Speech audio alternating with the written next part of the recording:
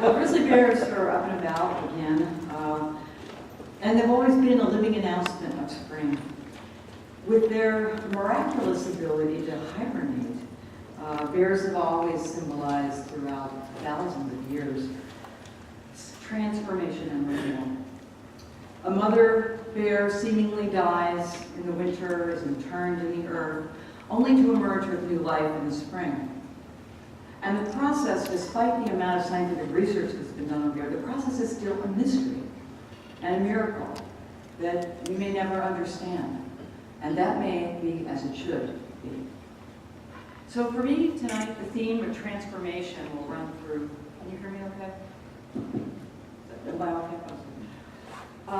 Transformation is going to run through my comments here tonight about the current grizzly bear debate.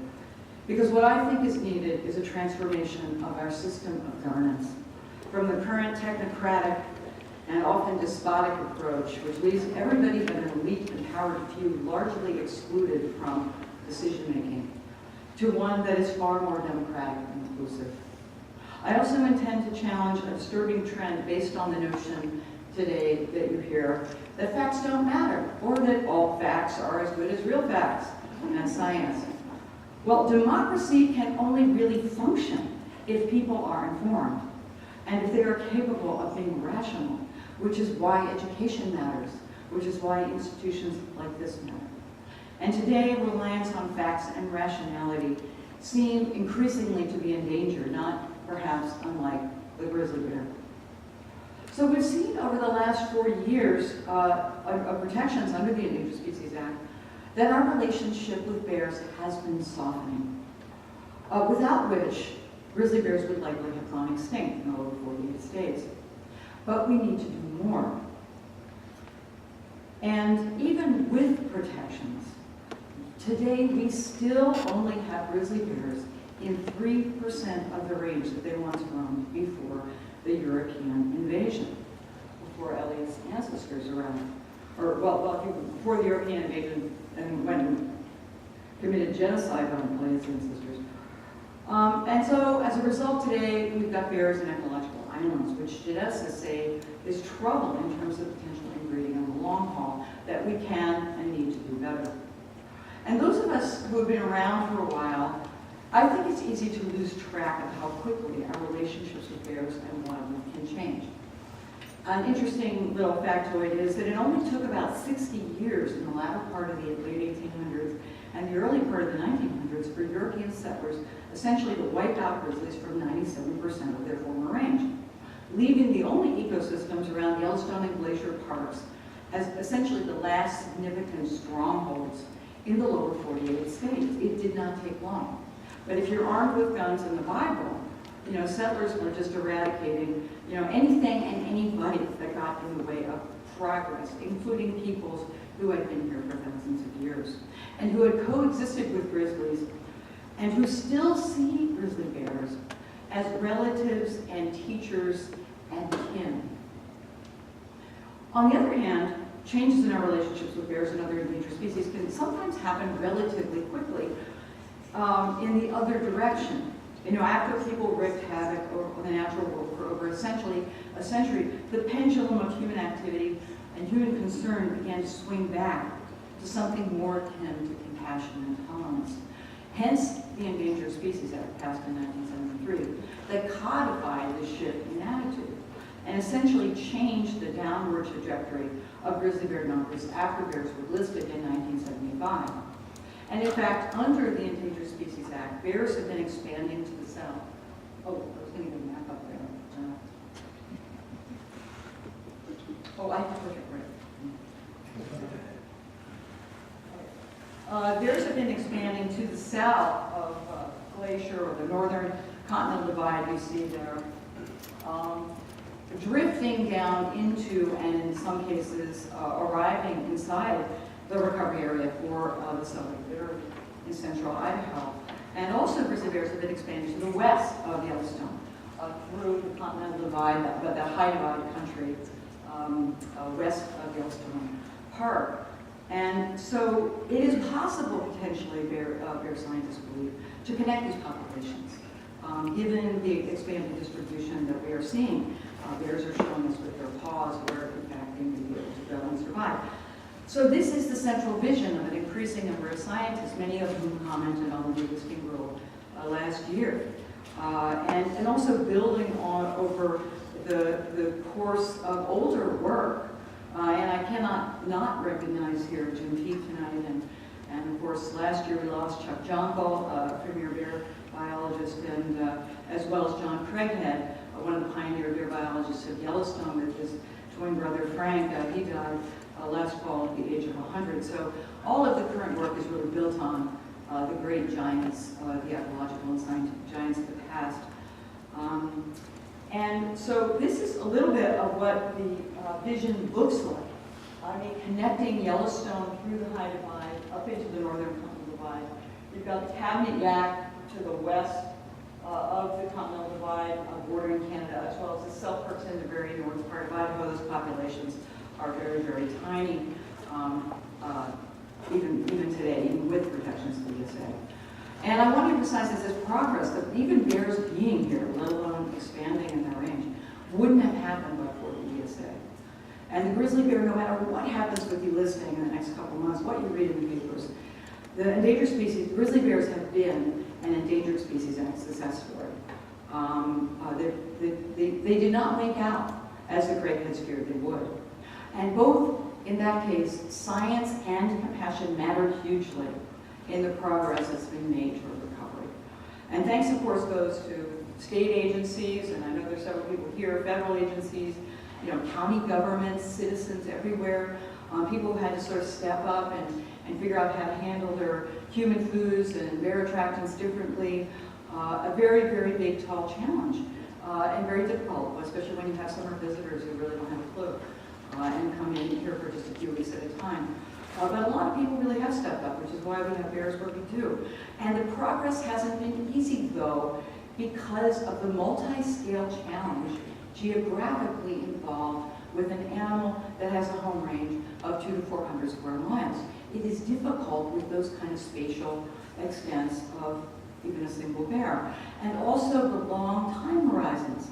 If for no other reason than the slow reproductive rate of grizzly bears and their limited ability to disperse.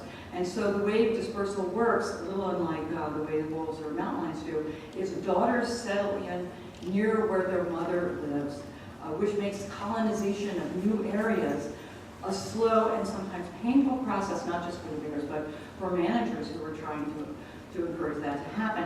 And so connecting populations is a lot more difficult for grizzlies than for wolves or mountain lions. And despite the distance yet to go to achieve a vision of connected populations of grizzly bears, we are seeing a real rush right now to delist grizzly bears potentially by this summer. Worse, the bears that we most need are those on the periphery of the ecosystem, not just Yellowstone, but Glacier. The ones on the edge, the ones that have the potential to connect to other populations, the pioneers, if you will. They will be the first to be shot under state-sponsored trophy hunting, which is being planned after delisting by the states. And so why is the push happening, you might ask? Well, the short answer is that grizzly bear conservation has become, unfortunately, a battle of ideology involving symbolic politics. So listed bears represent a perceived constraint on development activity, and sometimes it simply isn't true. And a perceived constraint to the states of what they can do in some cases. And of course there's this ancient sort of battle and contest that's been going on forever that Jim can talk a lot about if he wanted to, I suppose, a tension between the states and the federal government. And here I'm not talking about people like Jim or Wayne Melquist, who's here.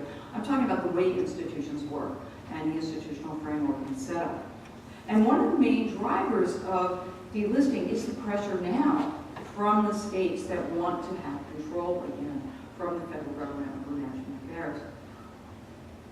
But on a more functional level, delisting really is about benefiting those who currently benefit from the present despotic arrangements between the power and wealth elites inside and outside the government. In other words, it's easier to have access to habitat to exploit bears are delisted. It's easier potentially to profit from trophy hunts that can be quite costly and expensive for those who might want to hunt them. So that's one sort of consequence. But I think really the ideological battle is what I am aware of day to day. And so the current system of management, in my view, is sort of the antithesis of democracy. And I would argue that fully functioning democracy is essential for saving bears and for protecting the interest of religious or ethnic minorities or members of the LGBT community or women for that matter. It's the same thing. And I suspect that to some here, my critique of wildlife management and its associated systems of governance may strike some as being a little strong and maybe even unwarranted. But I have reasons for this critique based on a lifetime of experience. You know, I've participated dutifully in the policy process around grizzly bear management for over 30 years, since 1985. And I've been witness to at least 9 different federal and state public processes related to big decisions affecting grizzly bears. And in every single one of these processes, the public voiced overwhelming support for redoubled protections for bears, and especially bear habitat, and opposition to delisting. Not just nationally, but regionally. Independent scientists, members of the religious community, businesses, tour guides in Yellowstone, landowners, and the like.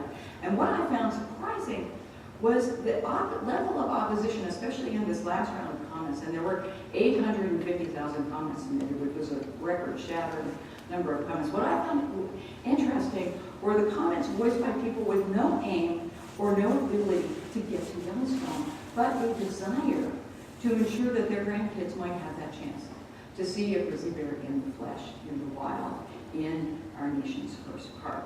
It was sort of stunning to me. So 850,000 comments were submitted, 99.99% of the comments were opposed to delisting. What is the Fish and Wildlife Service doing? Is completely disregarding, again, the public trust, and if not the outcry, as they have every time before. Pretty much ensuring that there will be litigation when people don't feel that democracy is working and that they have a voice.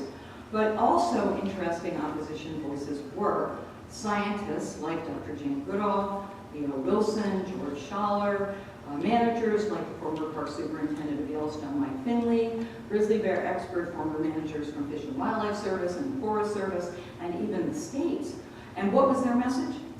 Grizzlies are a national treasure, and we can't trust the states to do the job right. I'm not talking about you personally. I'm talking about institutionally. And one of those managers expressed this really well. He recently retired from the Bureau of Land Management. His name was Tim Bozorth, and I started doing a podcast about a year ago, and he was one of my early interviews. And he expressed this really well as a guy who went to 15 years of interagency grizzly bear committee meetings and was a federal manager making decisions out of the Dillon district. So, you know, I mean, government people actually coming, you know, sounding not too different from the way I sound in some cases. But even more important than this argument is that delisting would disenfranchise anyone outside Idaho, Montana, and Wyoming from decisions affecting a species that is of national interest. So yes, we're weighing, there's a lot of weight on the ESA, but there is no alternative. I mean, when bears are delisted, then only the voices from Idaho, folks in Idaho, Montana, and Wyoming get a chance to have a say. What do you do with a species like grizzly bears in Yellowstone, where people all across the country, if not the world, really care? How do you give them a voice in decision making? And that, as someone concerned with democracy, really worries me.